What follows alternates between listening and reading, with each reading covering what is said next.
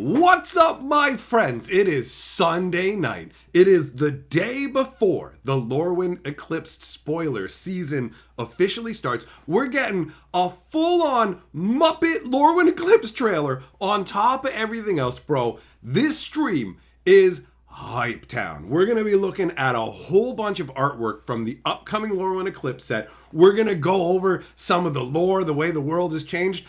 It looks awesome. This is almost exactly what I want to see Magic doing. There are a few quibbles that I have overall, but this is like so good. And I am genuinely hyped. I haven't been this hyped about Magic in a while. And I'm still feeling a little under the weather, but I'm getting better. So we're going to hype it up tonight. Anyways, you know what? I'm going to keep yammering. If I don't grab the live stream link, share that in the Discord and do our hellos. Let's do that.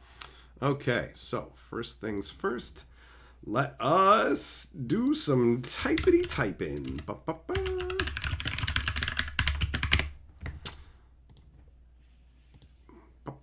Since YouTube's notifications can be spotty.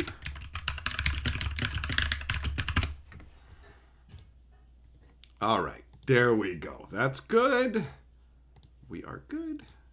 Swap that up, and now I can see everything the way I should. Perfect! All right, what's up? Kenzuki, Johnny, Shelton, Bowfalcon, Habanero, Jesh, Nishimoto, Shelton, no, I already said him. Teferi, who else is in here? Death, Doomblade, Metal, Juglum, Myers, Potts, Everyday, Shane. All right. All right. So that's everybody, right? We got everybody. I see some Happy New Year's in there. Happy New Year's, boys. Happy Sunday to you, Adam. Oh, Shelton Super Chat says, so excited for Lorwyn Eclipsed. Can't wait. I am with you, bro. I wish that the spoiler season wasn't going to be crammed into a week. We're getting robbed on this one. We're getting robbed on the length of this spoiler season. But what are you going to do, right? We got to lean into it and enjoy Lorwyn for the 3 weeks we get to, or whatever, before Teenage Mutant Ninja Turtles cowabungas our butt cheeks, right? Oh, we got some French. Oh, what's going on here? You guys talking French? Ooh la la, magnifique, mange le stylo, pamplemousse, fenêtre la bouche.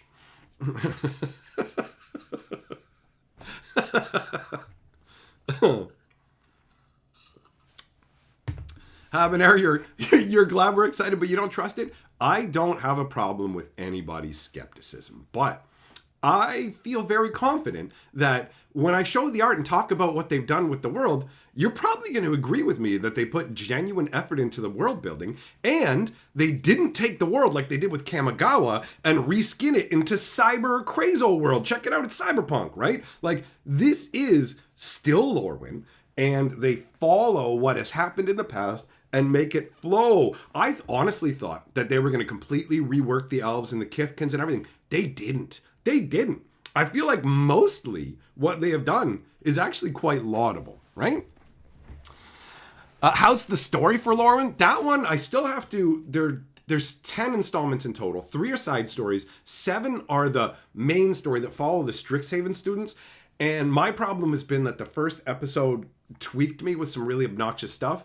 And so I just kind of went, I'm going to read this later. So I just started to take a look back into it today. The first episode, the stuff with the owl. Actually, I have some owl artwork. So we'll discuss the little bit of issues that I have with that. But like overall, I am genuinely looking forward to this. Finn, I don't know, man. I think the commercials are like aimed towards whoever is like, if you're on Twitch, I think the ads are aimed towards what they think you will go for.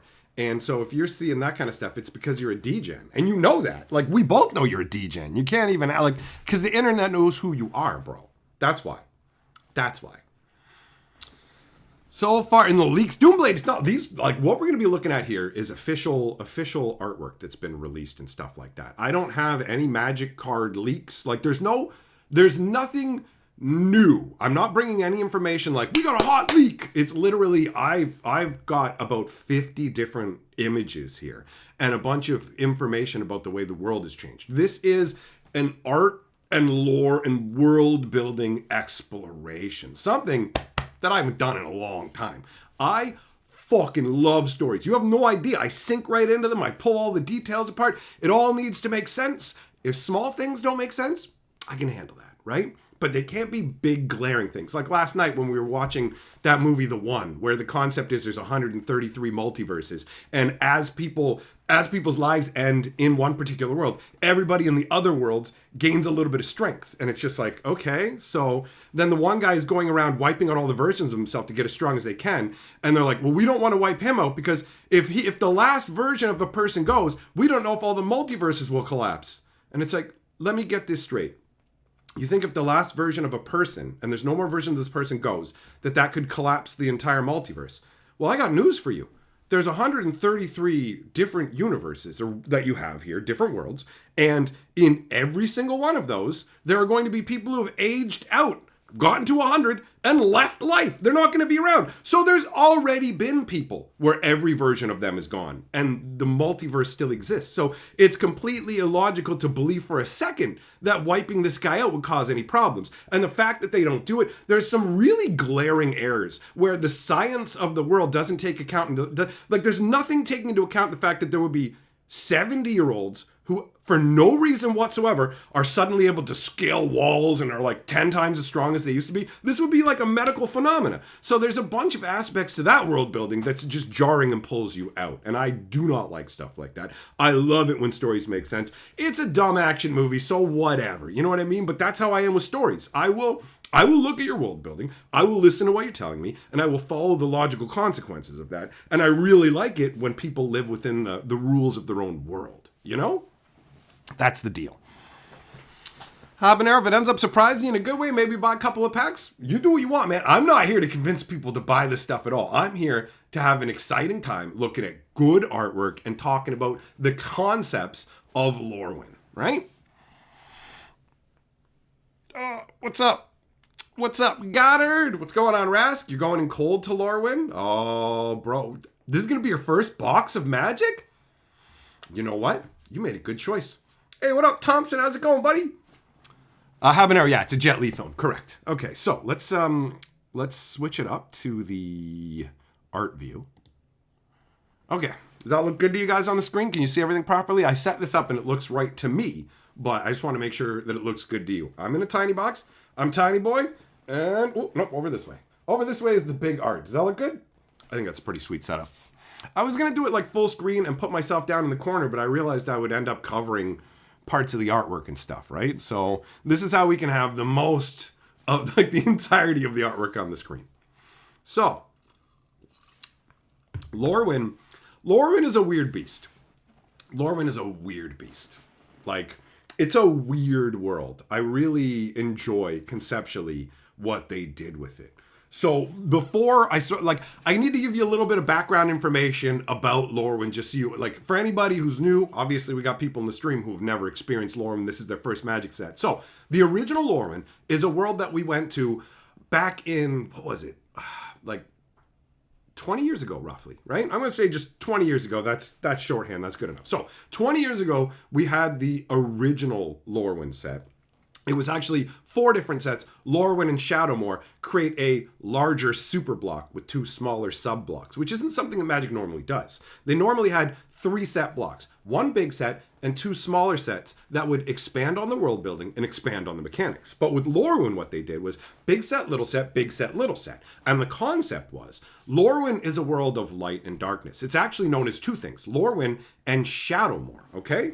And the plane had a natural occurring sort of phenomena called the aurora. And what it would do is it would fundamentally alter the nature of the plane. So you have Lorwyn, which would shift into Shadowmoor. Lorwyn is the day version, and Shadowmoor is the night version. And it literally fundamentally changes the innate nature of almost every being in Lorwyn. So in some cases, it actually makes them easier to deal with. In a lot of cases, the Shadowmoor versions are the worst versions. So to give you a quick example, the goblins in Lorwyn are more like pie thieves and tricksters. You know what I mean? Like, guy's gonna steal my pie. He might steal my goat. He's gonna grab my stuff, but he's not gonna end me and burn my house down. Whereas the Shadowmoor side, those goblins are way, way more intense. They will definitely mess you up and take your stuff, right? So there's different natures based on the different side of the world. So you have Lorwyn switching into Shadowmoor, and normally how it would go is it would happen on a regular basis. I don't remember exactly what the time frame was. Maybe it happened once a year or something like that. But it got corrupted. Basically the goddess of the fairies, Una, she would have her fairies go out and steal dream stuff from people. That's basically fairies go out and steal your dreams while you sleep, and they feed Una this. And Una wanted to grow her power and essentially rule over all of Shadowmoor, or all of Lorwyn and Shadowmoor. So she basically set into play machinations that caused the Aurora to stretch and stretch and stretch and stretch. So now instead of it being night for a year, day for a year, night for a year, day for a year, or shorter than that, now it's 600 years between night and day. So the people who have been living in Shadowmoor have no concept of Lorwyn, right? They don't know. It's been 600 years. Also, you don't keep the memories of the shift unless you are very particular races. Like there's Roisin Meander is a particular giant who was unaffected by the Aurora. Well, not unaffected. She was affected by the Aurora, but it didn't take her memories away. So when they were in the Shadowmoor version, she's this big giant who's mumbling what sounds like nonsense to people, talking about a world of light and brightness and all this, right? And so like the residents are just like, what are you talking about? That's not even a thing, because they're not aware of it. So Una orchestrated this lengthening and lengthening and lengthening of the Aurora, growing her strength, collecting up more and more power. She was eventually supplanted by Marilyn of the Mornsong, right? So Una's gone now, although technically her essence could be scattered somewhere in the world. But she's gone. Marilyn's taken over for her. And now they have a different setup going on where at the end of the Aurora, Shadowmoor Lorwyn were supposed to return to normal. But then essentially elemental gods were born that disrupted the fabric of it once again. Hey, Baba Maja Super Chat says, Happy New Year, you old geezer. So glad to be able to join the stream. He's going to steal your mama. Just going to take her off into the desert. Thanks for the Super Chat, big boy. You're Lord of the Board. What up, Zircon? Wasn't there a lady who put her soul into another body so she didn't get corrupted and the copy just turned on her? I mean, that sounds familiar. Every day. What? I don't even understand your question. I gotta be real, bro. What up, DJ Longhair? Hi, Larry. Goblins during the day reincarnate as a slime at night. It's Goblin Slayer. No, they don't get reincarnated, okay? You are still, like, it'd be Hatcher, okay? I'm Hatcher. So in the dark world, I'm mean Hatcher, right? The insults I say, they're not jokes. They're not roasts. It's just mean shit, and I do not like you, right? And in Lorwyn, you got Light Hatcher. And when I tell you you're an ugly goat-faced goon, you know, it's fun, and we're roasting, you see? But I'm still Hatcher, right? And, like, who I am to a degree doesn't change. Like, the Kithkin don't change into fucking goats and monkeys and, you know what I mean? Everybody stays what they are. It's just, in some ways, okay, how does it work here? So the original Shadowmoor has Flamekin, okay? So these are flame elemental people. And they basically are like, yo, we live these lives of like whimsy and joy and just sort of somewhat carefree. You know what? I just realized this isn't even on the screen there. Sorry, Shelton. I didn't realize that you weren't getting the full credit there, buddy. So you have on the Lorwyn side of things, you have the Flamekin, and then they turn into the cinders. So when you get to Shadowmoor, now these flamekins are cinders. So they look like burnt husks, and you can just see the tiniest little embers of their former flames burning through their bodies. And they're so dismally depressed because of the state. Like, their flames are guttering out, and it makes them nihilistic and self-destructive, right? So those are the two different sides of just flame elementals. And every different type of, like, different race on Lorwyn had these different sort of, not exactly mirrored images, but distortions, you know? Oh, every day you want that, then pick the elves, man. The elves are definitely prejudicial, to say the least. What up, Jedi? You love the old Lorwyn Shadowmoor panoramas? I can see that, man.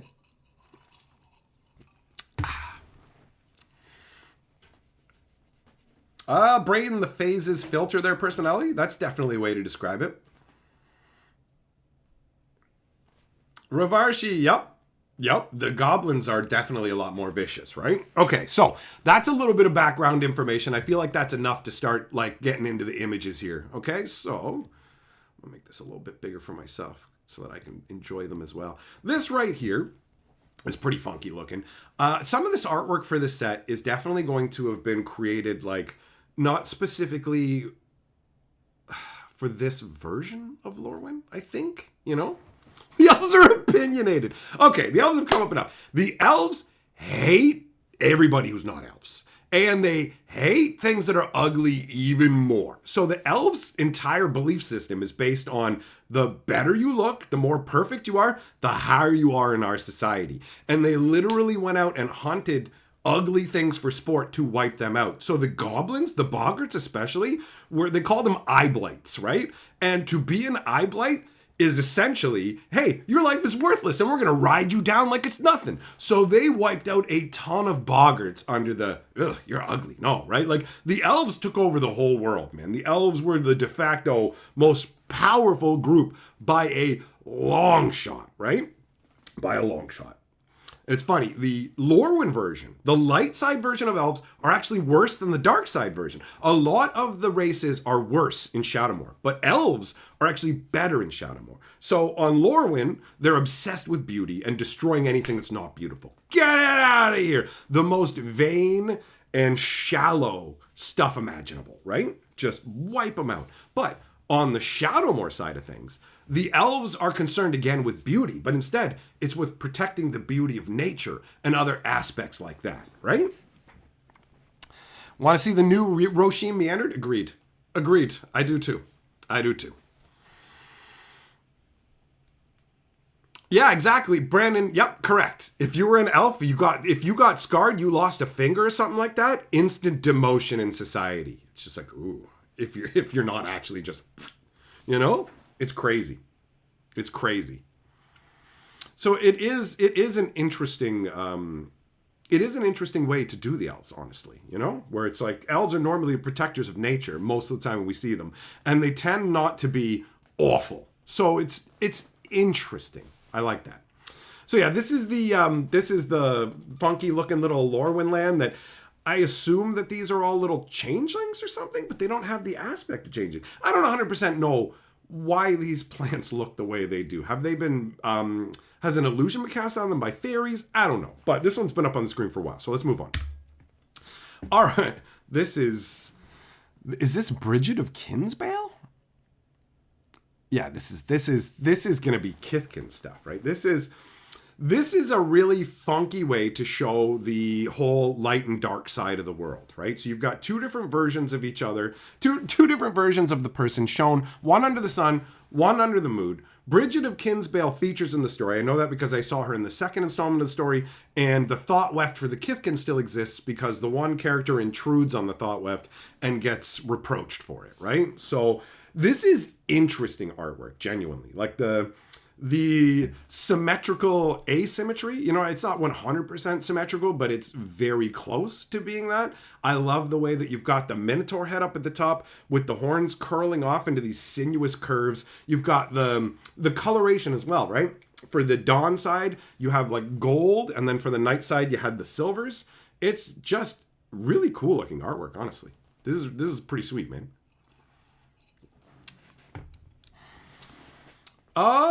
You know what? This being the Mutavault token land is a decent guess, actually. That's pretty solid because there is a creature that does make a Mutavault token. That's good. That's good. What up, Fitness? I'll smell your hand if you smell mine. Vince. A little known tradition in Lorwyn is called fart palming, where you have to fart directly into your own palm, and then as a greeting, that's how they've replaced the thought weft with the fart weft. And it's so stupid. That's funny, though. That was good, Vince. That was good. I like this artwork.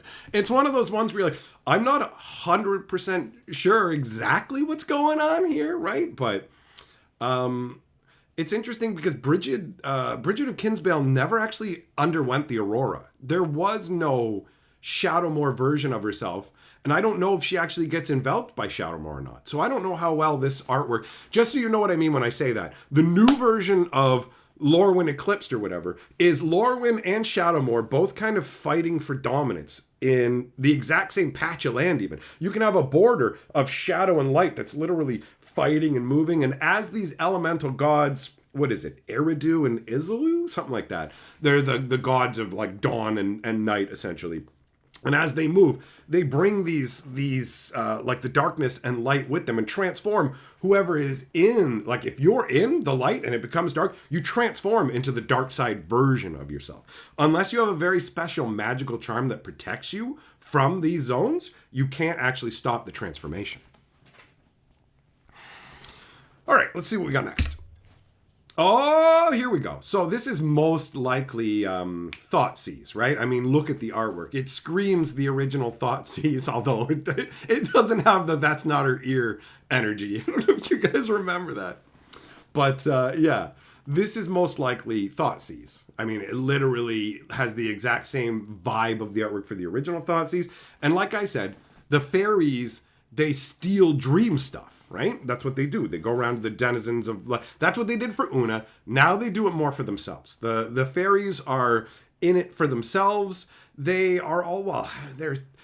Marilyn took over for Una, and Marilyn doesn't have the same sort of overarching plans where it's like, you guys all have to follow my goals. For example, there is another fairy princess, fairy queen, who's basically like named themselves a fairy princess, fairy queen, whichever it is, I can't remember, and has started to draw power from the other fairies' belief. But Marilyn's not doing anything about that because there's a concern that would lead her to being Una. So the fairies aren't the same sort of organized force they were. And fairies are actually the ones who were changed the least by the Aurora. Their nature stayed mostly the same. They're pretty capricious, but they were a little more malicious in the Shadowmoor versions. But ultimately, not much of a difference. They are one of the least affected by these changes.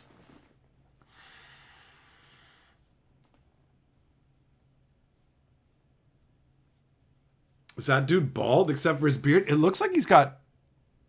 Oh, wait. Yeah, he probably is. Honestly, for a second there, I was like, his hair looks like trees because of the trees in the background, right?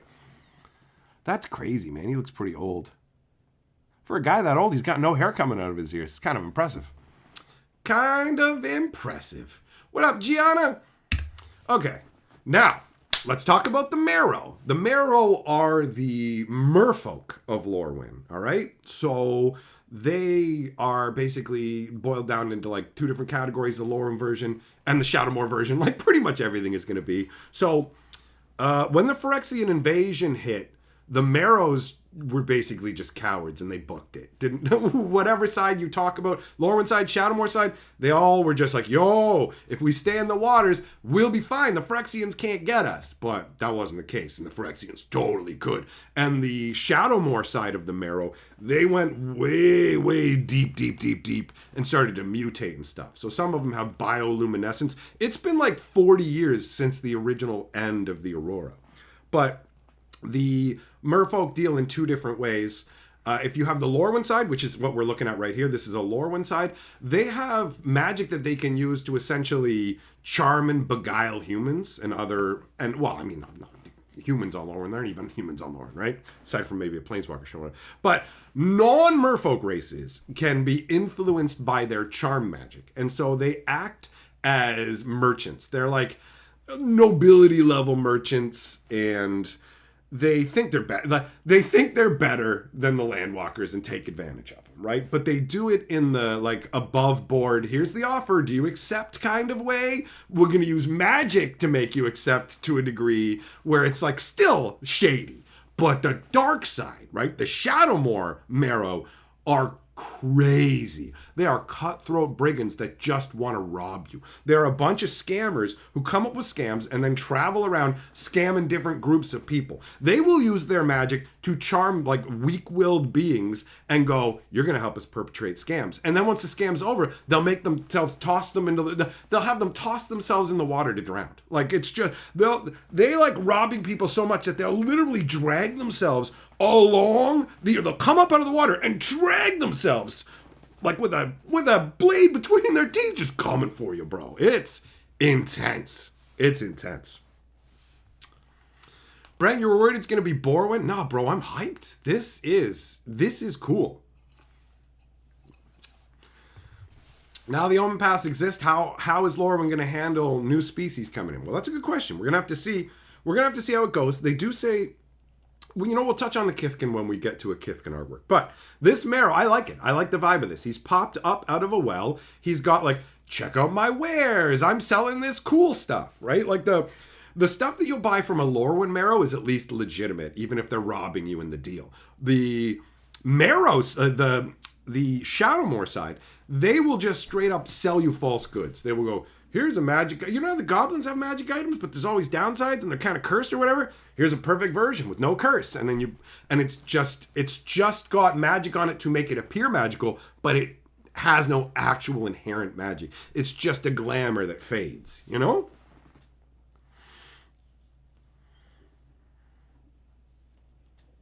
Where's the racetrack? I know, on its way. You know what? That's what I said to Carly. I said, I can't believe it. This is genuine, like, world building that takes the original world and doesn't go, how do we turn it into something new that isn't connected to it at all? They did not Kamigawa this. They 100% went, this is going to be a continuation of Lorwyn. This is the kind of stuff that I want to see. 100%. No, let's paint roads across for Aether Drift, right? All right, and then we've got, what are these crazy eye stalk things, man? That's pretty funky looking. Weird little plants. Gives you a taste. Oh, what? Look at the crazy. What are these dropping here? Are these literally spiraling down, these little green flame pillars? Are they floating? Are those will-o-wisp spirits? Like, what is this? That's pretty cool. That's pretty cool. There's no, I mean, lava folk, there's flamekin already. Flamekin, what's the difference? Do you know what I mean? So yeah, that's pretty cool. That's a pretty cool looking little piece of artwork. It's probably some land, right? I wouldn't be surprised if this was like a green-black land. Oh, bro, I love this artwork so much. When I saw it, I literally went, I was like, what? This is so cool, man. The tree folk, right? Raising up the little saplings, growing them up. He's sitting there tenderly caring for the tree folk. Are fucking cool, bro. I built a tree folk deck way back in the earliest days of Magic. Ironroot tree folk, Argothian tree folk. I think tree folk are hella cool, man. And this right here, him tending to this field of new little saplings and stuff. Oh, so good. Timber Protector, it could be a reprint of Timber Protector. It could be there's that one guy that when it goes to the graveyard, you can go get multiple forests. There's multiple things it could be as a reprint, but it also could just be something brand new. But I love it. I love the peaceful nature of it, right? Look at the happy little serene look on the face of the actual tree folk doing the tending. Look at the way he's gingerly holding this little watering can and pouring it straight onto the one sapling, making sure that it gets enough water lovingly. And then the calmness of the whole scene is accentuated by the birds that are nestling in his branches. You have not just, like, there's three of them. There's a set of two on the one side, one on the other. And if this guy was moving in, like, it just speaks to the slow, gentle, careful movements that are going to be being made while he's doing this. Slowly, make sure you don't bruise the saplings, don't bang them, don't break a twig. Like, there's a whole story in this one piece of artwork, right? It's so good. This is so good. I love it. Like, this is cool world building, right? And not a hot dog stand or a subway car in sight. Here we go. Remember how I said the Marrows, the Shadowmoor Marrows? This is the Shadowmoor version. This is the dark, living down. Look at the difference between the one we saw before and this guy. Look at the maliciousness and that crazy little forward pose. Like, he's literally lurking. Somebody is up on a bridge right now fishing, right? And they're paying attention to drawing the fish up. He's going to come scaling up out of nowhere. Boom. Done. Thanks for the fish. Thanks for everything you own. Thanks for the entertainment. Body dumped in the water. Like, it's all there. You can see it all happening. Just look at the vicious look on his face, man. It's so good. It's so good. It's fantastic, right? I love it. I love it. This is great. This is great. Yeah, he wants to shake. Exactly, Jedi. Exactly. Metal, how can you not, bro? How can you not appreciate all of the little details? It's amazing. The artist put it, like, they put all this care into it. It's so good. Man. This guy probably has unblockable, right? That's the vibe that this artwork gives, doesn't it? It feels like he's going to be unblockable. Oh, so good. So good. I love it. Like, if you look at his shoulder and stuff, you can see, like, the fish underbelly. He has the aquatic feel, all of it. The fins along his arm that are a little ragged. You know what I mean? This is cool. This is cool. Doomblade, yes, you're right. This does feel like what Magic used to be. 100%. Carlos, you like Tree Folk supportive parents. Yeah, that's how you do it without calling it supportive parents. Maybe a new SIG. Didn't we already see the versions of SIG? I believe we've already seen the artwork versions of SIG on both sides. So SIG, I think, is going to be there. But I don't believe this is him. It doesn't look like him either. Okay, what do we got next? Oh, okay. Remember I talked about Flamekins turning into Cinderkins? So, the normal progression for Lorwyn Shadowmoor was, in the light side, you are a blazing flame elemental, let's go, baby! Right? And then on the Shadowmoor side, you are miserable. Your flame has been guttered. You don't even want to be around anymore. Like, you just want everybody to suffer like you suffer. Everything has to suck. That's what it's like to be a Cinder. So, the Phyrexian invasion hits, right? And the Cinders, they don't know what to do. Because now, instead of woe is me, some of them are like, whoa, there's something bigger than this world going on, and there's other things going on. And they turned inside and realized that their innate nature shifted. And they no longer had that sort of nihilistic, destructive nature.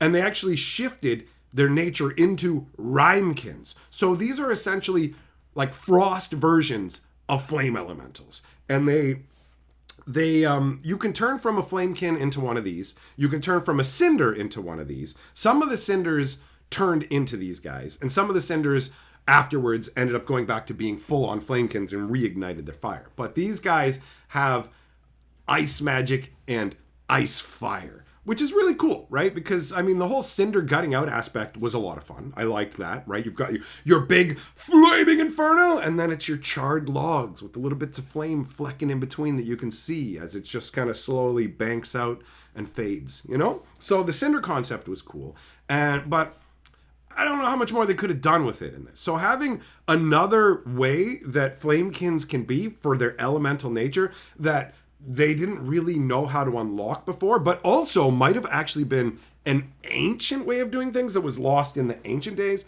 is a pretty cool tweak. I do like it. I really do. When does this set come out? The pre-release is in is the pre-release in like a week? Hold on, let's take a look.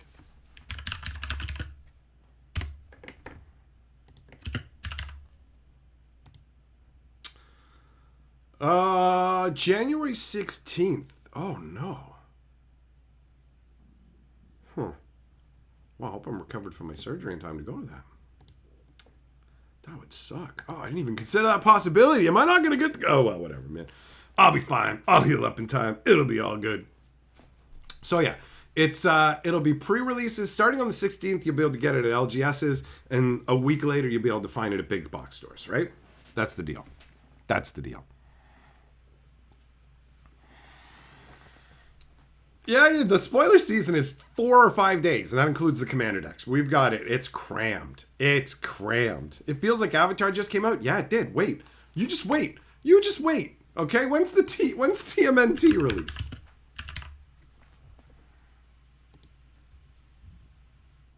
February 27th.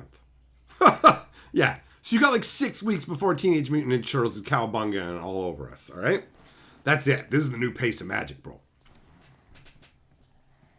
It's crazy. You can see like multiple moons in the background here. Huh. I wonder what that's about. All right, moving on. Here we have a giant.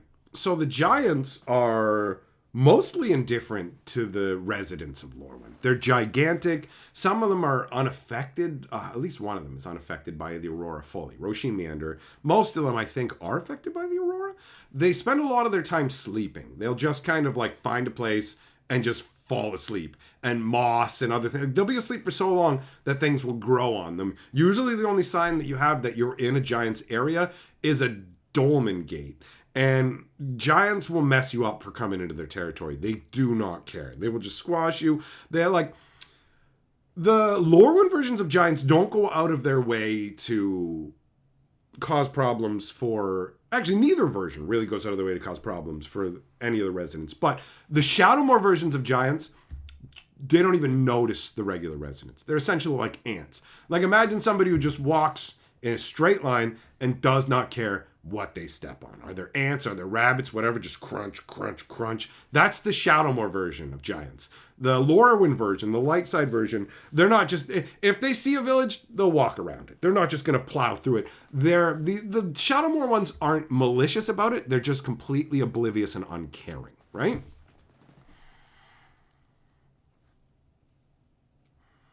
Brandon, the only positive about so many cards releases and you bring back that feeling from the old days where you can't know every card anymore and you get to discover cool new things. That is a silver lining. You're not wrong. Habanero, this isn't Roshin, I don't think. But like that Roshin that we're talking about, she like the one with the... Her hair almost looked like kind of seaweedy-ish, didn't it? I don't know. I think that was the Shadowmoor version. So yeah, this is curious. I mean, I don't know if this is going to be a giant or if this is going to be some kind of enchantment that gives like a gigantic bramble armor or, you know, could be whatever. Pretty funky though. But I mean, out of the artworks I've seen, this one it doesn't excite me that much. I'm interested in her cloak a bit, but it's like overall, I just kind of go, okay, it's a giant. Like it doesn't fire me up. Noggles are back. The donkey men just running around messing shit up. So here you got a donkey boy just kicking a wardrobe open, right? So you want the donkey tickling going on. Noggles are like a creature type that doesn't have any really strong character, like creatures, really, right? There's no really strong Noggles. They were just kind of a toss in to add some extra flavor and dimension to the world. And I like them. They're different. You don't really see donkey men in a lot of places, right? So just going around causing problems. I'm going to bust up your wardrobe, son. Then we have a Boggart Ante. Okay, so these are like the top tier Boggarts.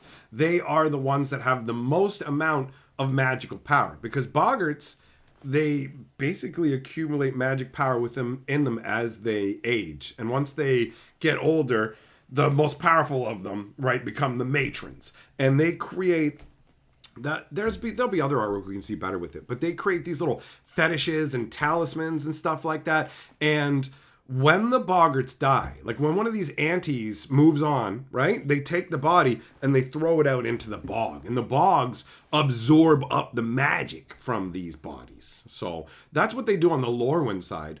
On the dark side, on the Shadowmoor side, they straight up just are like, as soon as, if your life ends, they're going to start pulling your corpse apart, trying to eat it, do other stuff with it. Like, it is a decidedly different vibe. And the Shadowmoor versions of these boggart antis who are super powerful will just curse you for wandering by them. Actually, the magic that the boggarts use is really cool because it feels like Dungeons and Dragons material component level magic. Like, I actually wrote this one down because I really liked it. A spell, this is a Lorwyn side spell, okay? So a Lorwyn boggart would use a spell called Boon of the Spider. So you have to capture a spider and whisper a story to it under the new moon, then peel off its legs and insert the body into a hollowed out acorn along with a drop of your blood. Then wear the acorn around your neck for protection from hexes. That's cool. That is genuinely cool world building, right? So when you go to the Shadowmoor side of things, instead you would have curses. And the curse might be something like porcupine quills into the heart of a goat or cooking the intestines of a toad that swallowed its own young to curse your enemies. You know, like, it's pretty crazy. It's pretty crazy. Here we have some crazy marrow action. They can change the way they look, you know. This is some pretty wild artwork. It's nutty, man. I love the you've got them like on either side like this, but then you've got the swirl that's going through that has the wave. It's got the feel of waves of water, but also separates them into the two different sections, right? And the section on the one side feels darker than the section on the other side. Oh, he's got like a conch horn staff. That's pretty cool, man. And there's pearls everywhere. There's lots. Oh, there's little fish heads. There's a lot of details in here. This is cool. This is some cool artwork. Juglum, you know what? There might be cards that actually have light and dark side effects. I really hope we're not going to do another day-night mechanic because they really messed it up after the last time. All right, and then here we just have some landscape looking absolutely incredible, honestly. You've got that mountain that looks like it's been sheared down the middle and has these, it's just like, what was this, grown out of wood and then sheared in half? And you've got the water pouring down off the front of it that somehow matches the color of the crazy aurora borealis up there. And the land has all these swirls to it. The trees have swirls. Is this some sort of like ritualized land? Is this an effect of just dumping boggarts' bodies in swamps? What is going on here? This is awesome looking artwork. Habanero flip cards. Bro, I hate having to take them out of the sleeve and flip them around. And then if you're like, you go back and play later and it hasn't been flipped back around, like whatever. And I don't want to use the insert cards and write all this stuff. Flip cards are such a hassle that I think I took every single one of them out of my cube. I think. Day and Night 2.5 now involves square roots and exponents. That's funny. All right, what do we got next? All right, so here we have a Flamekin in the Lorwyn side of things, and you can see, look at the joy in the movement here. Just, whoa, the spinning dance that's going on with the balls of flame, the mouth opened in joy, the head back in pure freedom of movement. And if you actually look in the back, that's fucking, that's Eridu. That is the elemental god of the sun, man. This is pretty cool. This is some nice artwork, man. Yeah, that's funky.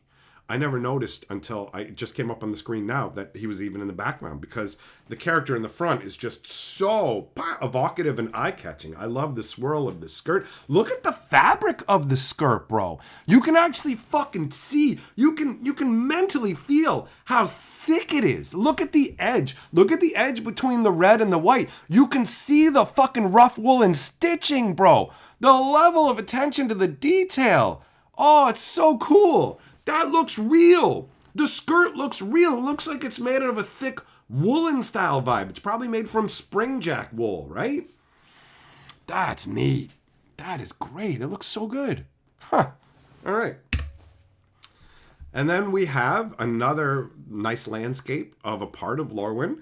And this one shows the 4 members of the Strixhaven student crew who got tricked by a fairy through an omen path and ended up on Lorwyn. So the main 7 installments of the story flow through these characters.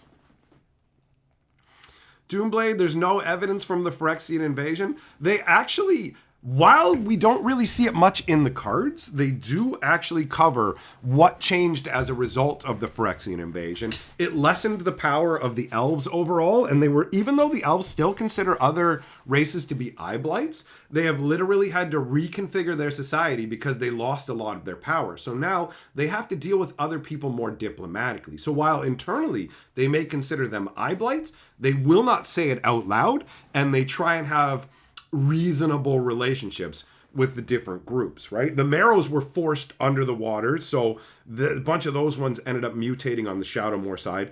The Kithkins were actually affected by the Phyrexian invasion to the point where the Thoughtweft made the Kithkin amazing against the Phyrexians. The Phyrexians didn't know what the hell was going on. They showed up and they're just like, all these little fucking dudes, they're coming out of the woodworks and they always know where we are because the Kithkin have Thoughtweft, which means they're all mentally connected. All of them are telepathically connected. So when it's like, Phyrexian spotted, and the Kithkin all converge. And that, like, this is what they're already used to because the Kithkin are small. And they basically had already trained to mobilize as units to take down bigger problems and protect their communities. So when the Phyrexians showed up, the Kithkins were the first wave of, get some, right? And messed up the Phyrexians and slowed them down. But Phyrexians being what they are, they adapted. They end up converting some of the Phyrexians, right? Or sorry, converting some of the Kithkins. And now you get Kithkins who are corrupted by Phyrexia, who want to be a part of the Thoughtweft, but they can't, right? Like the Phyrexia is making its way into the Thoughtweft, and this causes Kithkins to jolt out of the Thoughtweft. So a bunch of Kithkins bailed out of the Thoughtweft, like, yo, I can't handle this. The Phyrexian is literally seeping into my mind. But once they cut themselves off from the Thoughtweft, they're permanently gone from it. You can't return. So this fabric of your society that connects you all together, your shared thoughts and everything, it's gone. You are now no longer part of that fucking collective, right? And so that had a massive impact. So now there are literal groups of Kithkin wanderers, nomads, who do not have a settled home because they can no longer fit in to regular Kithkin society. And, oh wait, you know what? I'm wrong. They could try and return to the Thoughtweft. They're not permanently cut off. They cut themselves off from the Thoughtweft, but trying to return to the Thoughtweft actually somehow triggers the waves of memories of people lost to the Phyrexians, the Phyrexian like infestation, and so they can't make themselves do it. They basically go into the Thoughtweft, freak out, and jump back out of the Thoughtweft, right? So that's even worse now that I think about it. Because if you're permanently cut off from it, you can accept that loss maybe to a degree, like you've lost a limb. But if you just got that limb there, and you know it's always there, but if you use it, it's going to cause you pain, that's way different. You have to carry it with you at all times. This thing that was your comfort, your family, your friends, everybody, it's just within your reach. But if you reach out to it, hoping for that fucking salvation, the friendliness, just basically to be part of what you were before, instead, your mind is going to be assailed and it's going to be horrific to the point where it's not even worth risking it. That, for a Kithkin, is an absolute nightmare. Absolutely. Juglum, there's a bunch of swirls going on in Lorwyn art that they're showing us. From Thoughtweft to Thought Left. That's pretty good, Donut. That's pretty good, buddy. Bolus, you're picking up elementals from Modern Horizons 3 just in case they spike. I mean, elementals are going to get a boost from the set. There's no question in that, bro. 100%. No, Habanero, it didn't work out that way. Apparently, it affected different Kithkins different ways. The Thoughtweft is still very much a thing, and the people who remain in it are uncorrupted by Phyrexia. As far as we know. Phyrexia is pretty insidious. Maybe wizards at some point will tweak that knob and go, actually, but at this point, no. Here we have another variation of the artwork that we saw with Bridget, but this is with some elf. I don't know which character this is, honestly, but I think this artwork is pretty funky. I like the fact that they're both grasping on to the rings across from each other. They're both offering each other a different flower. That is Moon Glove and Dawn Glove. Those are the flowers. They are used to make Moon Glow and Dawn Glow, respectively. So Moon Glow is something we already experienced in the previous Lorwyn, right? And how it works is it is a plant that can be processed into a poison that is incredibly powerful. A few drops of it is enough to take down a giant. So it is a very, very potent plant, right? Now, Dawn Glove is the opposite of it, where basically it's a panacea. It can cure anything. Dawn Glove is also absolutely beautiful, entrancingly beautiful, to the point where the elves don't actually want to use it because of its beauty. And Dawn Glove has a very interesting property where, here's how it works. When you're on the Lorwyn side of things, you have Dawn Glove. When you're on the Shadowmoor, no, sorry, the poisonous version is in Lorwyn. The healing version is in Shadowmoor? I might be getting it twisted. The important part is the fact that this plant will change with the Aurora shift, but once you pluck it, it maintains its original form. So if there's Dawn Glove growing, right, on the ground or whatever else, and the Aurora change happens, that Dawn Glove changes into Moon Glove. But if you've plucked it, it will stay Dawn Glove forever. It's got some unique properties that cause that. The elf artwork makes you think of the reflection cycle from the original Lorwyn block. That is a reasonable guess, honestly. That's a reasonable guess.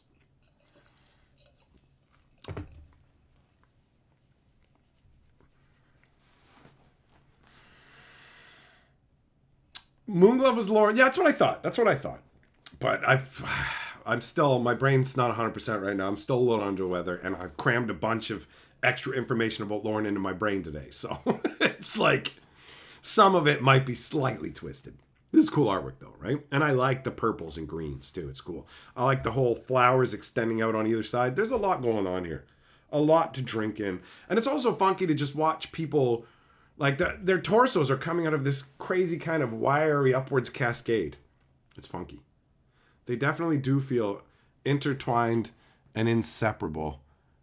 Wow, there's a real sadness in the one under the moon, eh? Look at those eyes. Very serious artwork. I like it though. It's very cool. It's very cool.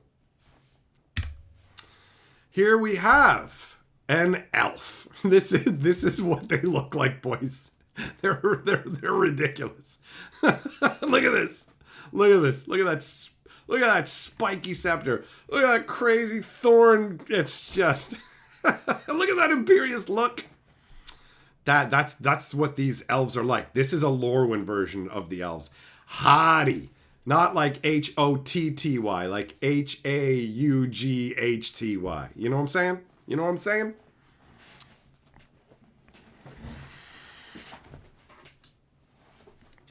This could be an Imperious Perfect. Now the system has changed for Elven rankings. So they still use the same terminology.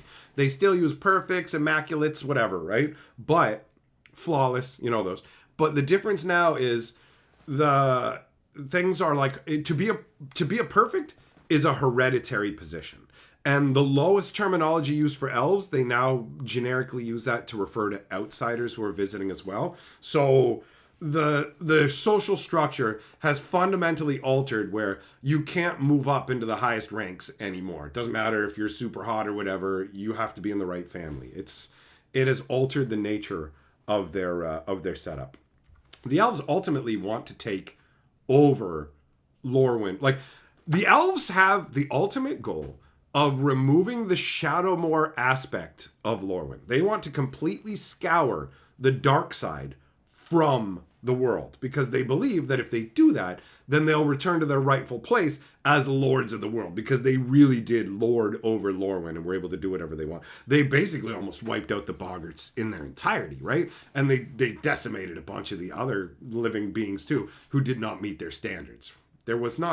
Nobody was spared from the elves, really. So a lot of a lot of things shifted when the Phyrexians showed up, started smoking the elves, and then the other races all kind of banded together. It changed the nature of the relationships between it. I gotta move this because I keep knocking it over. It's driving me fucking crazy.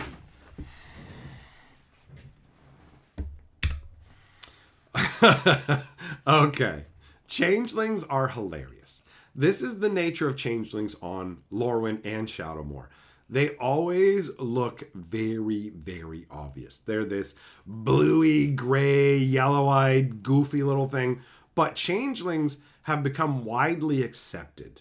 Pretty much everywhere they go, they're allowed to be there. And people are happy to see them. They consider them a sign of good luck or whatever. So changelings just wander around being different stuff.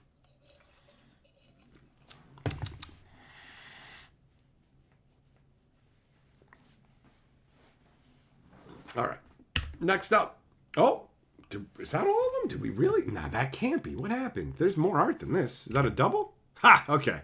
I'm like, this can't be. We haven't seen the Shadowmoor versions of Kithkin. This guy here has been cut off from the Thought Weft. Look at that, man. Look at the fear on his face. Look at how tiny he is. He's just this tiny little guy facing off against some unknowable horror, staring up like the Shadowmoor versions of Kithkin are xenophobic. They don't like the regular versions. The Lorwyn versions don't like outsiders, but the Shadowmoor versions super hate outsiders and people they don't know, right? So this sort of, and now I'm cut off from the Thought Weft and I'm roaming around and I'm caught here in the dark and just whatever, man. It's wild. It's wild. Something's going on in the artwork. Look at the crazy stones that are floating around him, right? It's pretty cool. It's pretty cool artwork. It really makes you feel bad for him. He's just a tiny little dude with the tiny little sword. Does he even stand a chance? You know? There's got to be, I guess there's more doubles in here. Ah, here we go. Eridu and Isilou. The almost twin gods of day and night. I wonder what's going on here. Do they merge back together in the story? I'm curious to see what's going to go on with them. They're very cool beings. They're these sort of elemental dragon-esque. They kind of give me a little like I feel like it's a mix of elemental, dragon, Corinne, you know? It's pretty cool. And the swirling storm clouds above, the way that the ground shows the light and the darkness playing, like it's not equal. The light is taking up more of this artwork. The shadow is being beaten back a little bit. And if you notice, the head of the sun elemental looks a lot more proud. It looks like he's got a dominant position, right? Where the Twilight Night version just feels like it might be in the weaker position here. That's the vibe that it gives me. This is pretty cool. Why do they look like slivers? It's got to be the nose, right? Slivers have that. Ravarshi, you want it on display? It is really nice artwork, isn't it? This, I have no idea. No idea what's going on here. Is this another elemental? Is this somebody who bonded with the... Does Marilyn of the Mornsong bind with the elemental god? Because if you... Of night? Because if you look above this thing's head, it has the same sort of like crescent moon horn vibe that the Twilight guy does. And you've got the full moon and the twilight moon going on in the background. Pretty crazy. Pretty crazy. I mean, 1, 2, 3, 4. There's a lot of legs there. 1, 2, 3, 4. 1, 2, 3, 4. 1, 2. Okay, it looks like it has... I mean, look at the body. Similar to the body. These both have 4 legs. This one's got 8. So this could be both of them merged together. Maybe Marilyn merges with both of them to become the elemental avatar of Lorwyn. This is awesome artwork. I really want to know what's going on here. Like, look at this. This gigantic towering being, man. Just imagine seeing that in the distance. Rising up out of the mist. Black magic swirling around like ash. Just towering up so high. This fucking inconceivable being. That would be just... You'd be awestruck. What are you going to do? What are you going to do? The thing's going to chase you down and tear you apart. And then the top half, is humanoid, right? Which implies humanoid level intelligence. You're not dealing with some dumb animal, right? You got to deal with the intelligence of a full-on sentient bipedal, not bipedal, obviously, a sentient armed lady on top of a gigantic dragon body. This is cool. This is cool. And here we have a giant with her, like, those aren't like full-on little baby lambs, bro. Those are full-size sheep. She has a basket full of full-size sheep she's carrying around. And look at her shepherd's crook. There's a wolf's head and hide hanging from it. Think about how big that wolf would be. That's a pretty decent-sized wolf. She just got it up there as a decoration, trying to mess with my little lambs. Whack! You know what I mean? Like, that's cool. That's cool. This has a nice, gentle, chill kind of vibe, right? Cloud Goat Ranger. Could be a version of that. Absolutely. Absolutely. That's cool. That's cool. Here we have literal transformation of Shadowmoor to Lorwyn happening like in the moment, right? So this is like, it can move like a lightning flash. Like bam, all of a sudden now the shadow's over here and everything's transformed. It can slowly, sinuously just creep along, insinuating itself in, or it can come rushing down like a tidal wave and envelop you faster than you can possibly conceive, which makes it all the more terrifying. I think this is sweet. You've got the idyllic artwork, right? You've got the dolmen gate and all that. And then on the other side, the tree is almost writhing in agony as the shadow version. And I like the fact that the light version and the shadow version feel like they're leaning away from each other. It's nature is being split just bam in that moment, right? This is cool. This is a cool card. Cool artwork.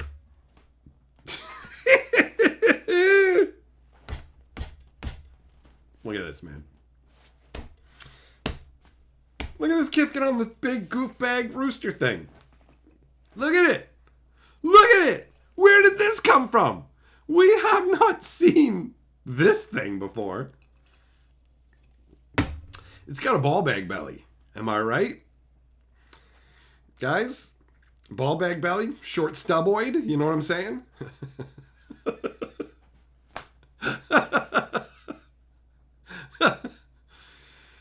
Oh, I love how stupid his mount looks, combined with the insane intensity of the stare on his face. Ah! That's so funny.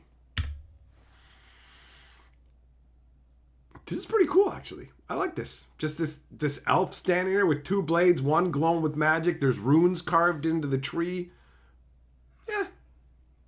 Cool little scene of something happening. I can get down with that.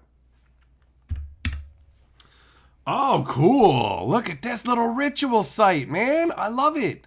I love it. They've got this. Is that a staff or is that a magical ornament that actually floats above them? I can see there's a couple of staffs lower down there with that crazy sun emblem. Oh, you know what? That's probably the Cult of the Dawn. They're the ones who worship Isilue? Isilue is the light one, right? Or is it Eridu? I'm going to have to. I think actually Eridu.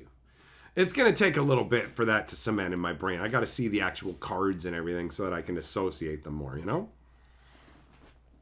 This is cool artwork, though.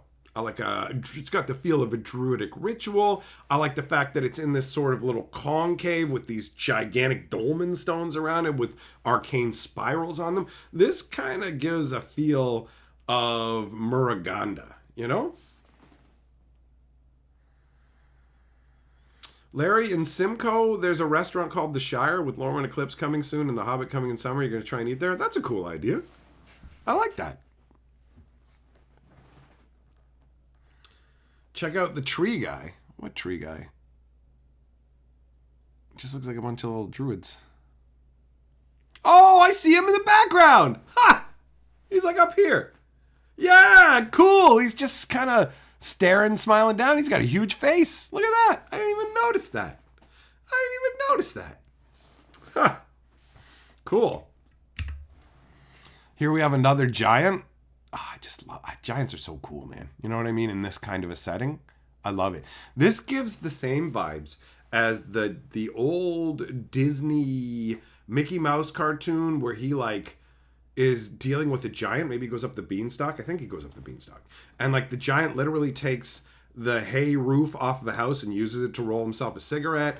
And it also makes me think of the Disney Scrooge Christmas Carol, where the ghost of Christmas Present is like just walking around opening up people's roofs and stuff. You know, like he's literally picked up somebody's house to look inside it. Like, why? What does he want in there? Imagine how alarming that would be. You're just like, yo, what's going on over at Daryl's house? Oh, God, there's a giant here and it's torn Daryl's house up. You know, like, why is this happening? What's going on here? The giant looking up, trying to figure what's going on. Is he looking for somebody? Is he hunting someone? He's got that crazy blade driven into the ground. You've got two little... Who are these? Who are these people in this house here? They don't look like... Are those supposed to be Kithkin? What are we looking at? Who are the people in the house?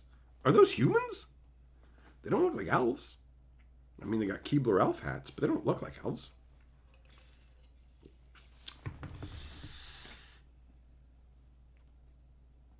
Every day you're gonna meet Larry there. Oh, we're gonna have to arrange a group meeting at the Shire to have a meal.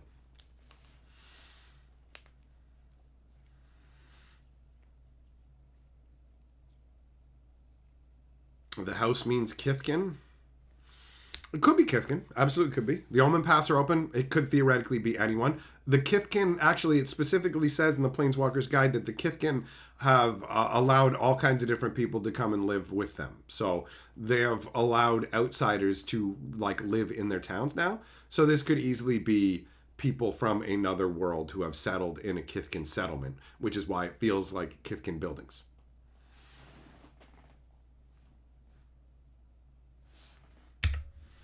All right, then we got, what is going on here? Some kind of crazy ritual? Looks like a pretty funky swamp. Got some spirit flowing through it or whatever. Here we have, I mean, is this a Lorwyn? Is this a Lorwyn Marrow or is this a Shadowmoor Marrow? Oh, this is a Shadowmoor Marrow, isn't it? Look at, she's got like weird fucking wings growing off her or something. Yeah, can she fly? Is she a Lorwyn merfolk who can fly, bro? She's up out of the water. Is this a legendary new merfolk from Lorwyn who can fly? Or are we going to get just like multiple... Are there multiple? This to me looks like a mutated Shadowmoor Marrow.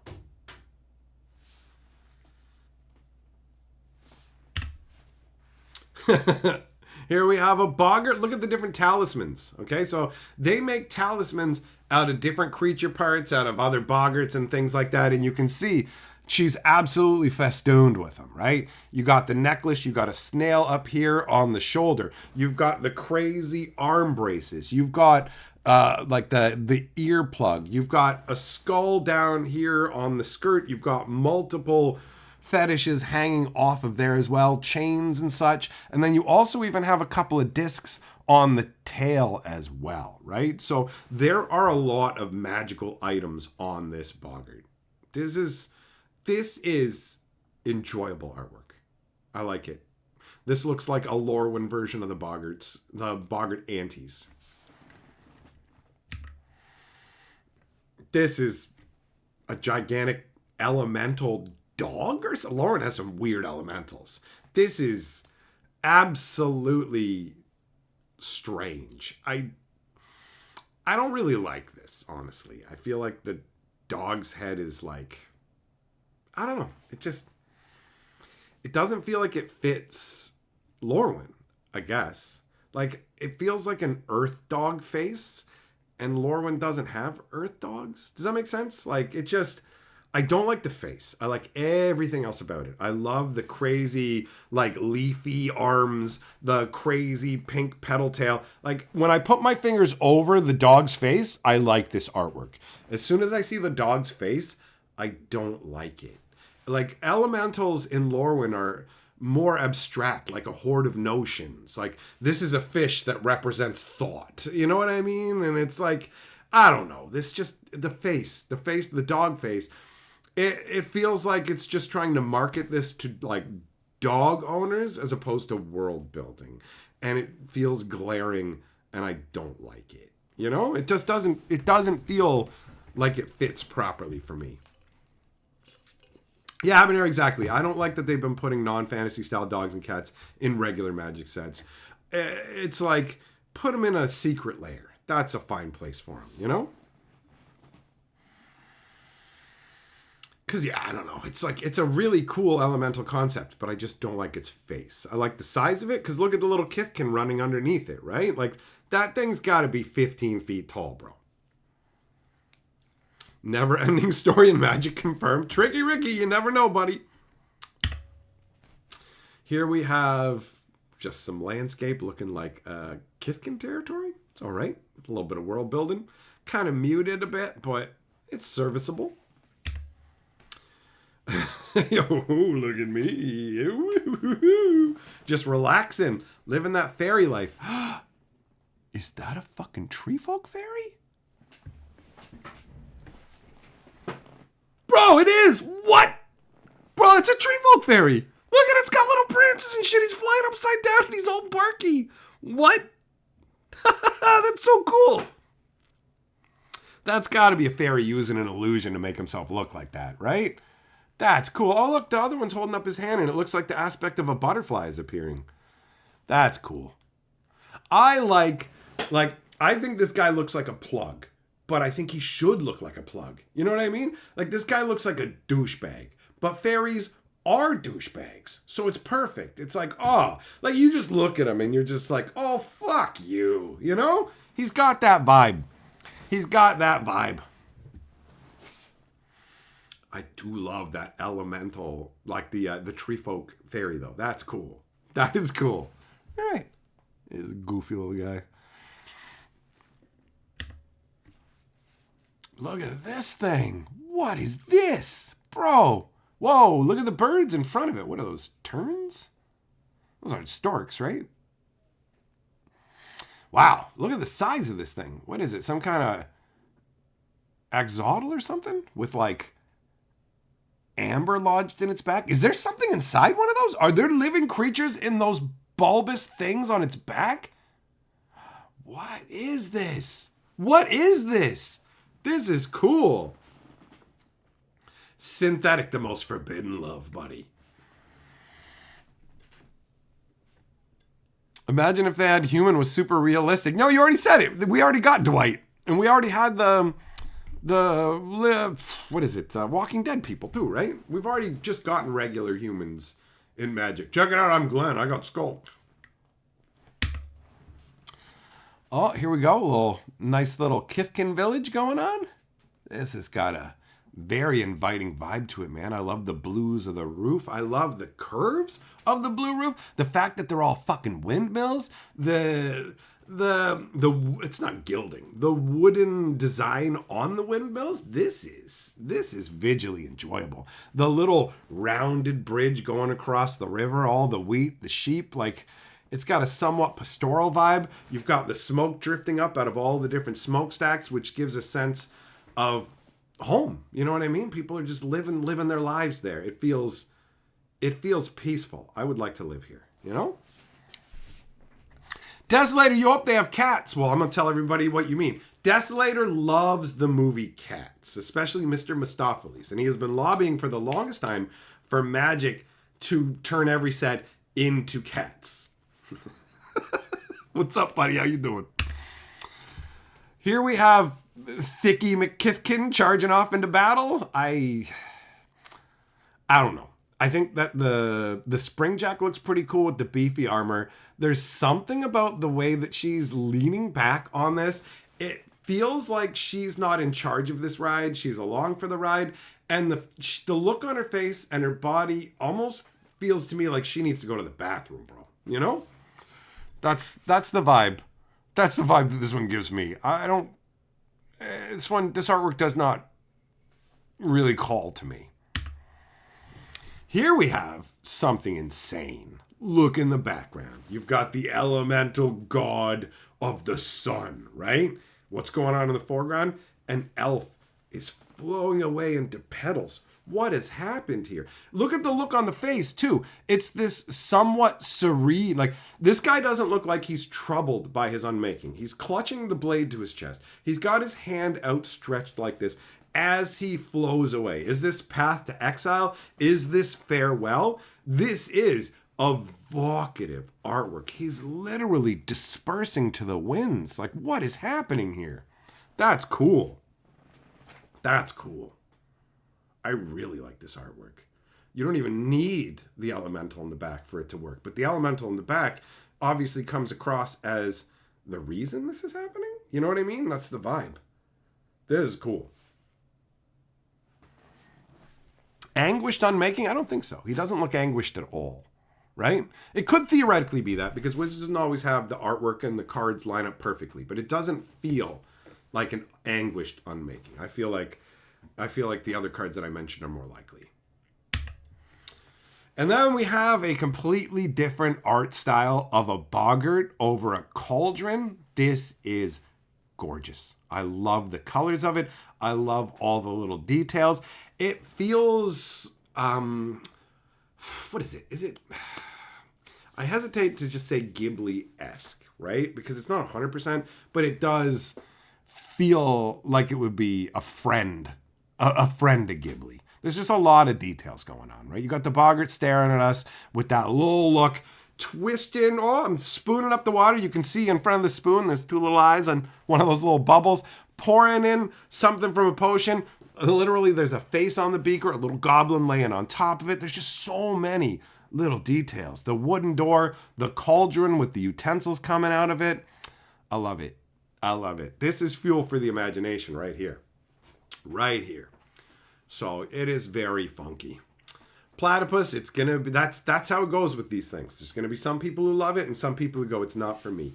I dig this. I hated the Aether Drift, like, guys, the Rat Fink artwork. We're like, well, just awful, just ugly, right? So subjective.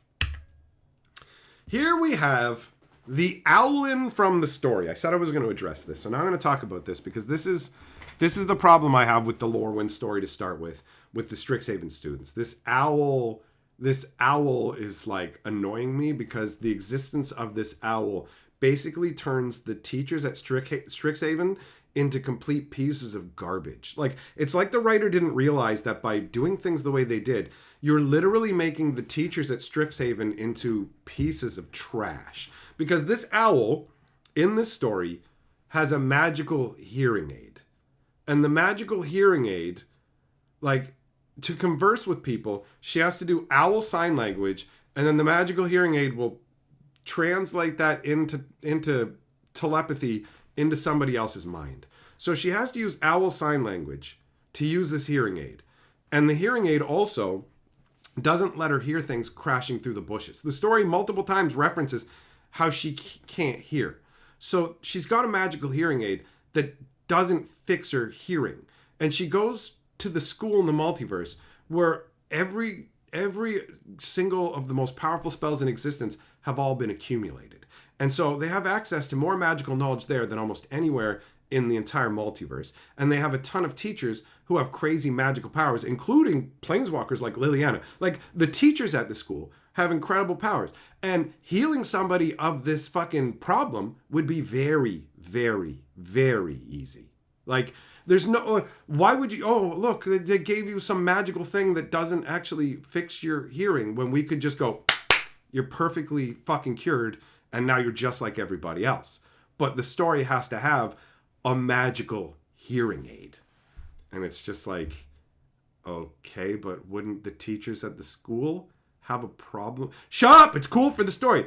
But you just made all the Strixhaven teachers into pieces of garbage. And there would be some of them who wouldn't care. But now even the ones, like, any teacher who works there who's in charge of healing magic or anything else is now a complete piece of shit.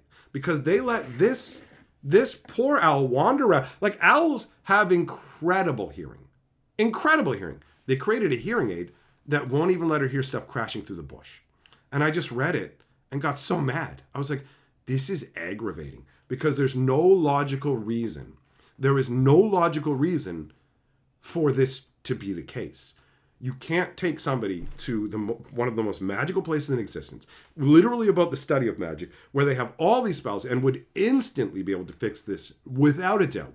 You can't even challenge that. Only a moron would go, no, I couldn't fix it. Really? They have the magic to bring people back from the dead, regenerate limbs or whatever. Can't fix hearing? Okay, sure. Tell yourself whatever you need to.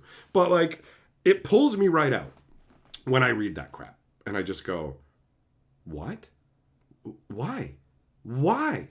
And the only answer becomes scoring points for something that has literally nothing to do with the story. Well, you see, we have to do this. And like, what? No, like that's not how it works. I promise you, on Earth right now, if we had like technology that was equivalent of magic that would remove people's deafness, we would do that. Hearing aids exist because we're trying to correct people's problem of being deaf. So trying to pretend that somehow giving them a magical hearing aid is like, this is us showing society. Look, it's like, this is not how it would go. This is awful. This is genuinely awful. This person has a reduced lifestyle specifically so people on the internet can go, look what they put in the story. And it's like, you are shallow and incapable of seeing deeper into the story. And I genuinely feel sorry for you. That's what it turns into. On one hand, I guess I'm envious because you can just take this shallow crap and applaud it. But on the other hand, it's just like, you are missing genuine depth. Do you not actually reflect on what you're reading? Is there no part of your mind that takes what's going on and go, so we're here, and this is a place of all this magic and learning, and this is a student here, and they're just going to let her suffer and treat her poorly. Do you care to explain why this is happening? Of course you don't, because you didn't even think about that. The same way they didn't think about when they did Kaladesh, when they went back to Kaladesh and went, well, actually, this chick is against slavery. And it's like, okay, but Kaladesh doesn't have slavery. Yes, it does, and it just ended. What? But in the world you just showed us when we went to Kaladesh before, it didn't have it at all. Listen, shut up. What happened before doesn't count, right? You just need to be like, wow, this girl doesn't like slavery. Who does, idiot? Who's out there cheering for this shit? Nobody, fucking morons. So putting this crap in is just like, aren't I great? Aren't I great? Like, it's so stupid. It's so stupid. And I've seen people cheering about this hearing aid shit. And I'm like, you're fucking morons. You are idiots. You will let somebody with a disability suffer so you can fucking feel good about yourself. That's pathetic. That's small. That's empty. That's trash. And this shit is smeared on top of the Lorwyn story. This character isn't even from Lorwyn. This is the Strixhaven people. We gotta have that. And we gotta have a vampire character who the first thing they tell us about him is that they're a they. And they're also not gonna run off to save their life if they're gonna spend time to explain to people the pronouns they use. So there's a little bit of what they're layering on top of Lorwyn that's not Lorwyn that tweaks me. The story has some really stupid elements that mouth-breathing chud idiots will applaud because they don't have the faculties to look deeper. And that's all I'm going to say about that. We're moving on. I want to know what's going on in this artwork. Look up in the sky. The moon is in this crazy crescent, but like also it's like an eclipse going on. You've got two Kithkins that are literally in the back. This is most likely the exact moment when the Shadowmoor aspect is flowing over Lorwyn and turning them into their Shadowmoor versions. Because in the back, you've got the two Kithkins who have been fully converted. You've got one who's going through the actual process. One of her eyes is lighting up as she's transforming, right? You will only have at best muddy memories of what the light side version of you was like. And so you have this guy who's trying to run away from the Shadowmoor version. Now, are these Kithkins coming to get him? Are they going to rob him? Are they going to harm him? Are they going to drag him back into the darkness so he's like them? It's a very interesting piece of artwork.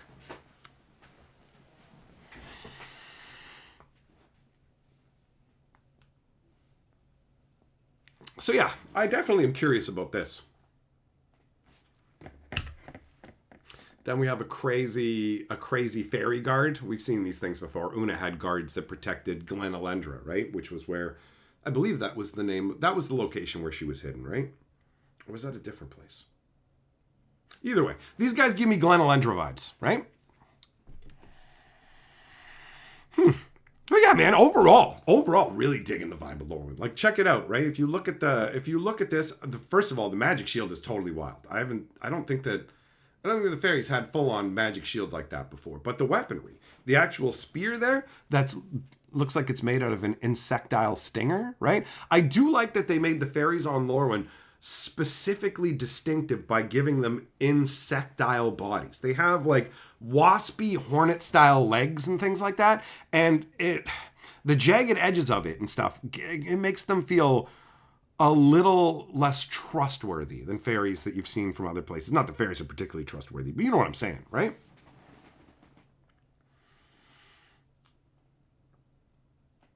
Doomblade, yeah. I mean, having people come from another place, fish out of water to explore a world, totally fine with that. Them bringing Strixhaven students to explore Lorwyn, I don't have a problem with that. The Strixhaven students being stilted garbage, I do have a problem with that. I forgot to mention that owl who's deaf is also an incredible poet who writes, she was inspired to say incredibly poetic things. And then you like read it and you're just like, oh, but as an author, you're not writing poetic things and this is stupid. Like, sorry, but I'm a poet and blibbity blibbity blue and it's so incredible. Sorry, but so far, I mean, I'll be fair. I've only read like an installment and a half. So maybe I'll take some of that back and go, the character has more depth than I thought. But right now, what they presented to me is absolutely shallow and I'm not good with it, you know?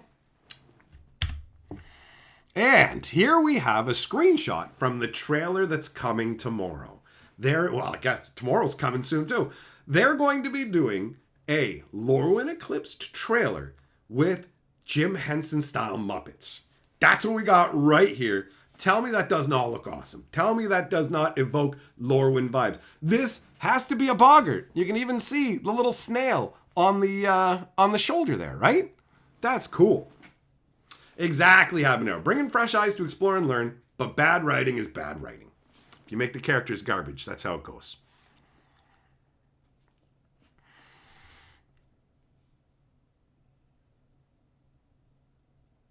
Yeah, I like that. I like that. It looks good. I like the Muppets. I'm excited. I'm excited to see this. The whole thing smacks of effort. The most low effort crap to me is the Strixhaven stuff that's layered on top of it. The actual Lorwyn world building feels like they put in effort, and I'm genuinely appreciative of that. And this has me excited. I want to see it tomorrow, you know? Then we have Morkant. This is the new ruling prefect, or perfect, I should say. She's the new ruling perfect, showing that the elves' system of belief has changed, and now it's hereditary because, I mean, let's be real. The elves of Lorwyn were really wiry and whatever, and she by elven standards, this is a fucking heifer. This is a pig, right? This is a woman who's eaten 5 times as much as she should by Lorwyn elf standards. There is no way at all in the original Lorwyn that this would have been a perfect. She would have been a low-ranking member of society. That's the reality. Oh, we saw this one, all right? Oh, look at this, man. Look at this. This is so fucking crazy. Can you imagine living in a world where you're just trying to get by, man? You're just trying to grow your crops. You're just trying to fuck your wife. And then you just go out the front door and you're like, oh, God, it's the Oblivion Goat. Fuck. And you just look up and he's like fucking 30 feet tall. This gigantic eye. The fucking sky turns purple. Like, what is going on? Look at it. It's got a huge skeletal body. It's got a big crazy mane. This one insane glowing red eye. 2 crazy curling horns. Boom. Boom.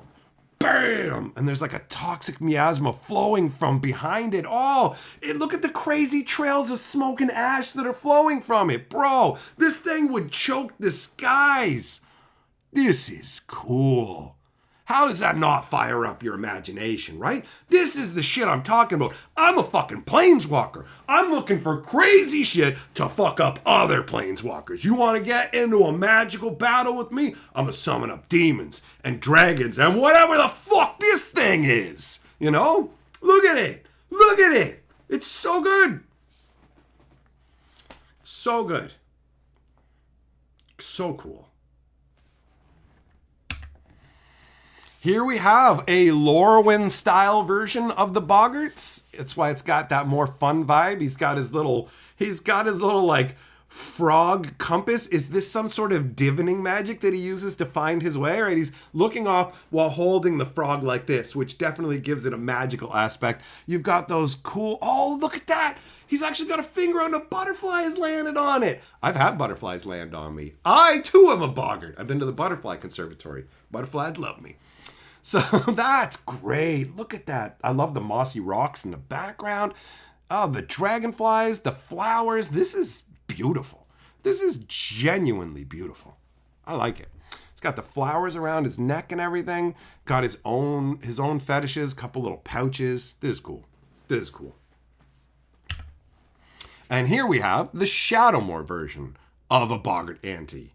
Look at the darkness and menace. I love the fact that, like, check out the contrast. You've got butterflies. You've got dragonflies, light flowers. Back here, what do you have? Bats flying around in the background.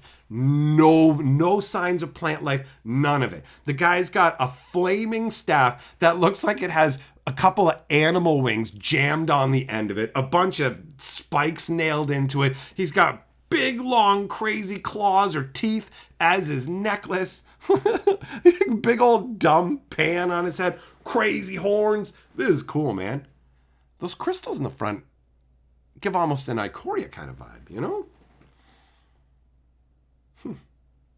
Cool artwork, though. We saw you already.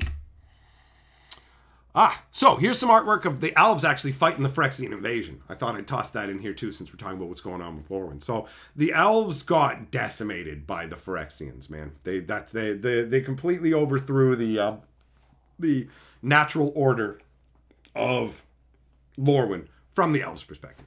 Right, because they were top dog, and then they got so wrecked by the Phyrexians, there wasn't enough of them to continue to enforce their rulership over everybody. And now they have to try and do it through subtlety and guile while trying to erase Shadowmoor from existence so they can reclaim their position as we're the best. And it's funny because the Shadowmoor version of elves are actually the better version, and they look at the Lorwyn version of the elves as basically pathetic. It's like, oh, you guys are sad versions. I feel sorry for you.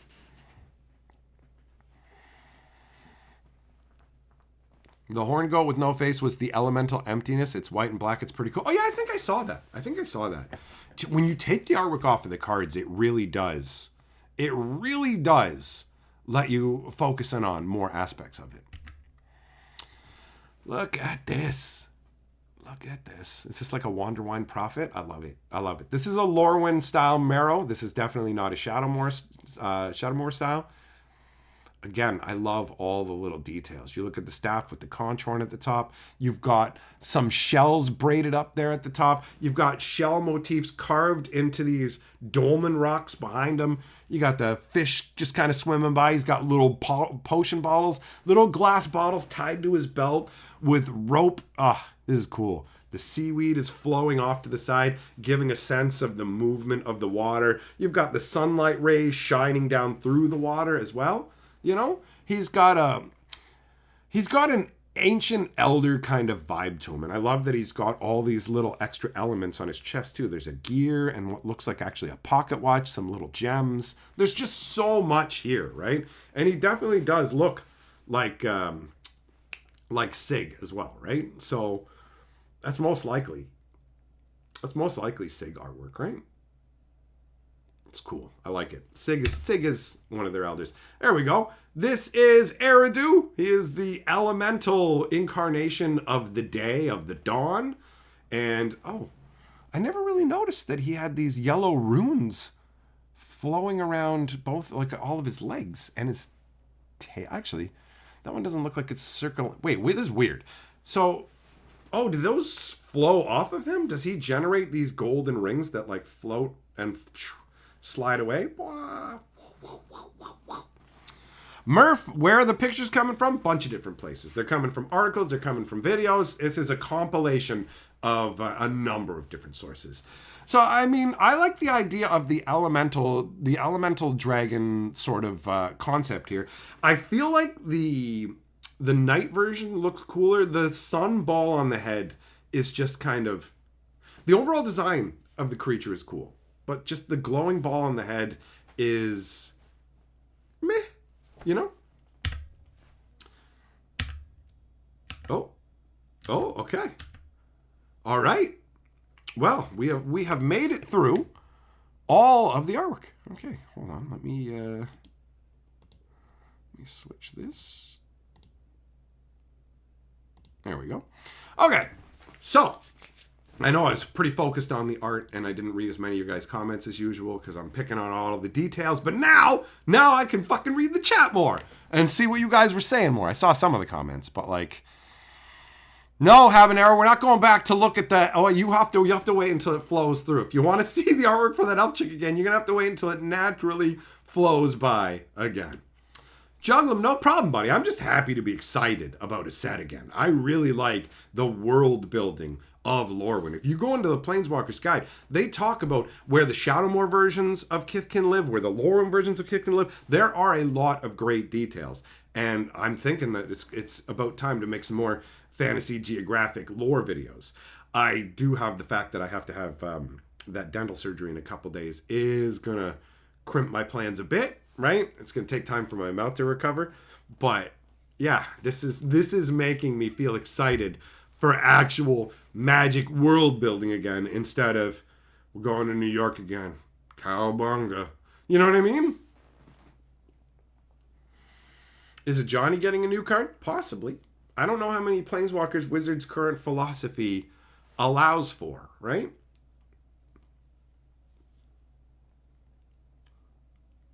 Joshua, last set you were excited for was Bloomborough? Yeah, Bloomborough was great. Bloomborough was great. I really like the vibe of this Lorwyn stuff quite a bit. I'm looking forward. I'm glad that the spoiler season is starting tomorrow, and I'm cool with it being as short as it is so I can just go, let's look at all this stuff. Like the next video I'm going to do is, unless something absolutely insane happens, is totally going to be talking about Lorwyn Eclipsed spoilers. There's no question about that. Steel, you're getting a box? Nice. Enjoy it, man. Doomblade. Yeah, this set feels like old school Magic. Correct. This is more along the lines of what it used to feel like, bro. Absolutely.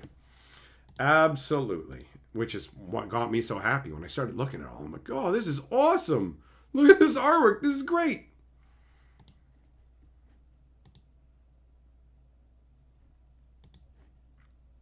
It was nice to just feel like, yo, I'm actually excited to talk about Magic. Like, not to talk about the flaws that I want to see improved, but to act like, I would say that 95% of this has been fucking full on positive, right? There's that bit of complaint that I had about the Lorwyn, the Strixhaven garbage smeared over it, that mindless crap that dullards applaud. But other than that, you know, it's been 100% positive because this is fucking great. I'm vibing on it.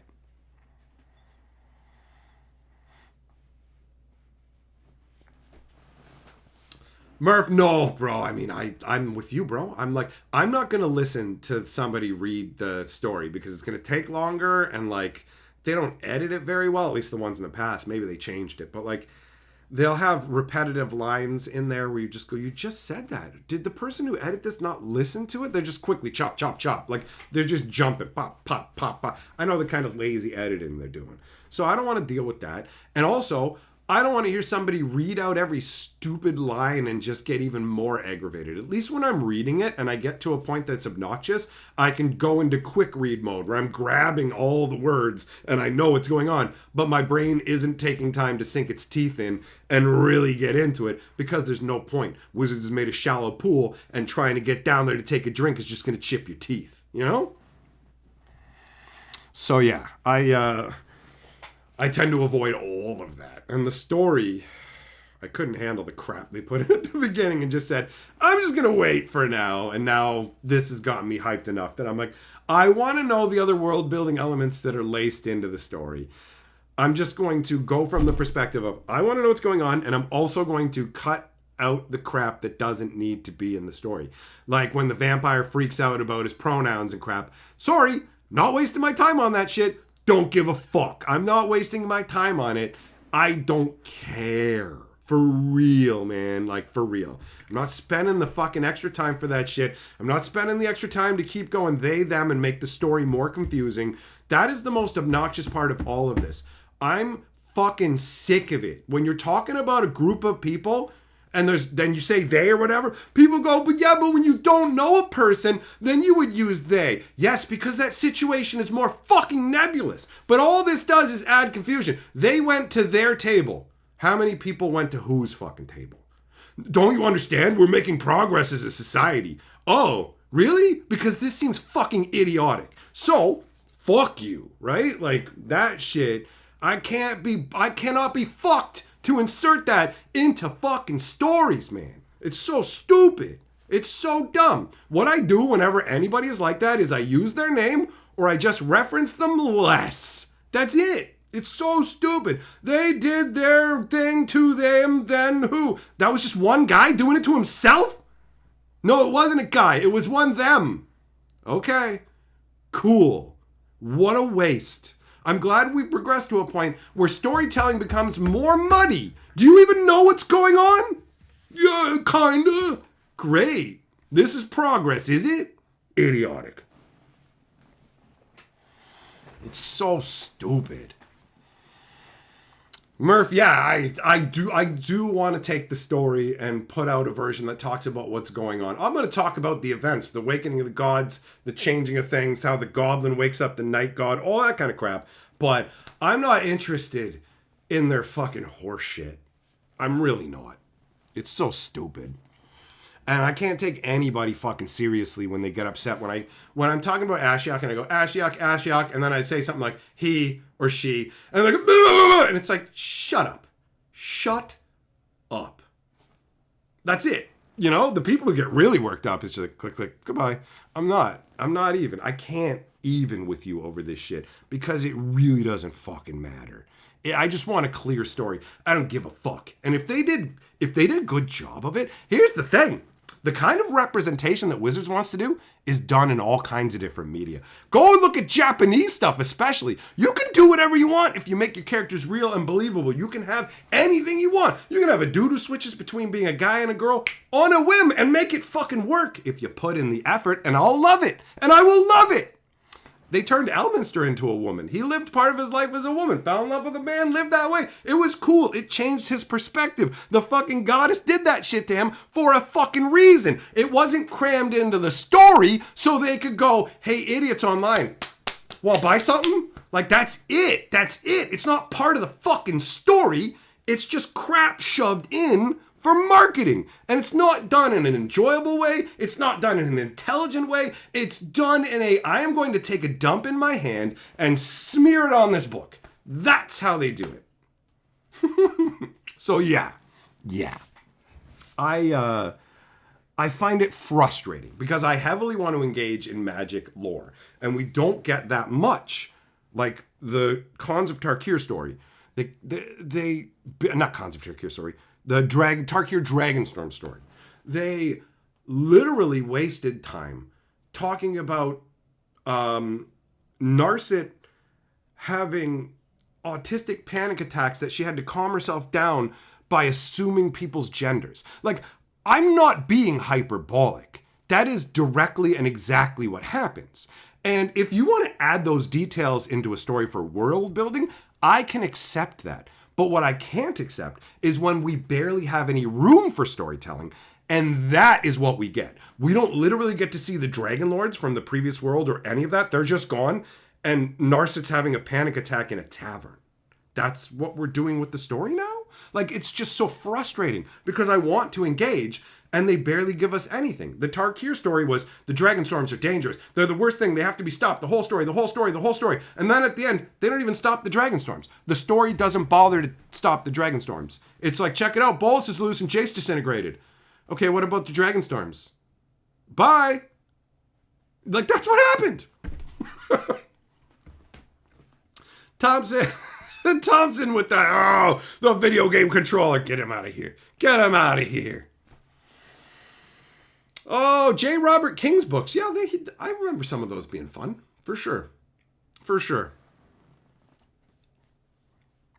But But yeah, I just care about the story, man. Like, for real. I genuinely feel that you can put whatever you want into your story. You just have to make it work. You have to actually take the time to think it through. And giving an owl a hearing aid at a school where they would instantly heal her is so incredibly insulting to our intelligence and incredibly insulting to the character of literally every teacher at that school. And what does it add to the story? For real. Like, how does it genuinely enhance the story? It doesn't. It doesn't add real depth because it wasn't added because it's an integral part of the owl's character. It's stapled on. It's shallow. It's meaningless.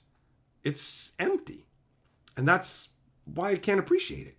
There's nothing there. If it was real and integral to the character and it actually made sense and like, okay, cool. Do it. Go for it 100%. But don't give me this tacked on crap. I'm not stupid. You know? Triggy Riggy, yup, Bolus is loose and Jace is disintegrated. Here's how much it matters. Here's how much it matters. Who cares? Reality fracture, we're going to change the whole multiverse. Who cares? What you guys do doesn't fucking matter anymore. That's what it feels like with that shit. Reality fracture does not excite me. It's just like, check it out, Liliana's a white healer now. Okay? And? Well, it's shallow nothing, but, you know, it's cool, right? Because she's different. Like, I don't have high hopes for reality fracture. I want to be wrong. I want to be wrong, right? Let's hope that they fucking went hard on it like they did with Lorwyn. But, I don't know. But I'm hyped about Lorwyn, so we're going to go back to that. Let's go back to that. Hyped on Lorwyn, looking to have a good time with it, you know? Don't want to get caught up in all the horse shit. So I'm going to try and take the story. We'll fucking slice out the unnecessary information and we'll give you the details of what actually happens in the world and not the unnecessary crap, right? It's funny how much got trimmed out of the Tarkir story. The Tarkir story was 96% garbage. So when I made my videos on the Tarkir story, each one was like 3 minutes long. Wizards audiobook version, 30 minutes long. My version, 3 minutes long, because only 3 minutes worth of stuff actually happens. Nothing happens. Nothing happens again and again and again and again, and then a bit happens. And that's it. People got mad at me. Like, why are your videos so short? Blah, blah, blah. I'm like, this is it, guy. This is it. Why are you making these short videos? Because that's all Wizards is giving me. What am I supposed to do? Effort takes time and time takes money. That means Wizards has to avoid effort. Correct, Vince. You are correct. Triggy Riggy, you haven't been paying attention for a year. Well, yeah, you've missed out on a lot then, for sure. All right, my friends. Thanks for coming and hanging out. If you did not see the stream in its entirety, it will be up on my Hatcher Stream live stream channel where I have live streamed for the last 2 days too. I guess since I'm mentioning it, I may as well drop the link for it in here as well. So yeah, if you weren't aware, I live stream in multiple locations. So if you want to come and hang out, you can always pop on over to my live stream channel if you are not already aware of it. Now, where is that link? There it is. Okay, and bam. There we go. So yeah, if you want to check out the